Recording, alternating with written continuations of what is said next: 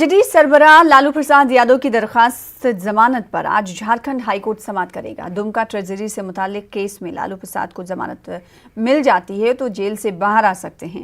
लालू प्रसाद की निस्फ सजा की तकमील की बुनियाद पर हाईकोर्ट में दरखास्त दाखिल की गई है। सीबीआई की खुसूसी अदालत ने दुमका ट्रेजरी से 3 करोड़ 13 लाख केस मामले में 2 अलग अलग दफात में 7-7 साल की सजा आयद की थी। 60 लाख जुर्माना भी आयद किया था।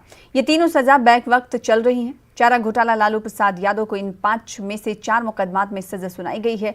इन 4 में से 3 में इनको जमानत मिल चुकी है। चौथे मामले में आज समाअत होने वाली है। क्या ये समाअत लालू प्रसाद यादव के लिए राहत भरी होगी? अदालत का फैसला क्या होगा, इस पर नजरें बनी हुई है। नौशाद आलम हमारे साथ, हमारे नुमाइंदे जुड़ रहे हैं इस खबर पर मजीद अपडेट के साथ। उनका रुख कर लेते हैं।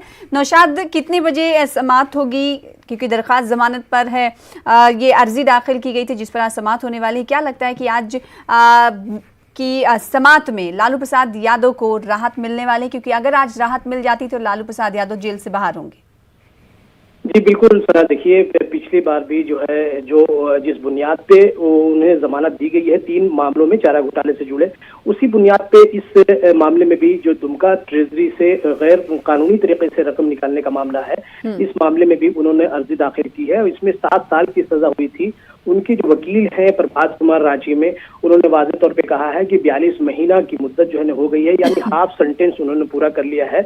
और जिन बुनियादों पे जो पिछली बार उन्हें जमानत मिली है, उन्हीं बुनियादों पे इस बार भी जो है जमानत की अर्जी दाखिल की गई है।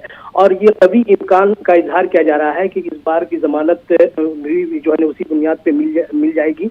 और ये जमानत मिलने के बाद लालू प्रसाद और उनके परिवार ही नहीं बल्कि पूरे जो आरजेडी से जुड़े हुए हैं और उनके जो मतदाता हैं, वो उन लोगों में, तमाम लोगों में ये खुशी भी देखी जा रही है कि आज जमानत मिलने के बाद उनकी रिहाई होगी। अब ये अदालत पे है। अदालत जो है आज 11 बजे के बाद से, अब से कुछ ही देर बाद से जो है वो वीडियो कॉन्फ्रेंसिंग के जरिए वो जो है समाअत होगी। अपरेश कुमार की अदालत, जो झारखंड हाई कोर्ट में जस्टिस हैं, उनकी अदालत में आज ये सुनवाई होगी और इसके बाद ही जो है ये मामला सामने आ सकता है। अदालत का क्या फैसला होता है, लेकिन ये जिस तरह से एतमादी तौर पे जो है जो बता रहे हैं प्रभात कुमार लालू प्रसाद के वकील कि वो पिछली जो बुनियादों पे जो जमानत मिली उन्हीं बुनियादों को रखा गया, पेश किया गया है।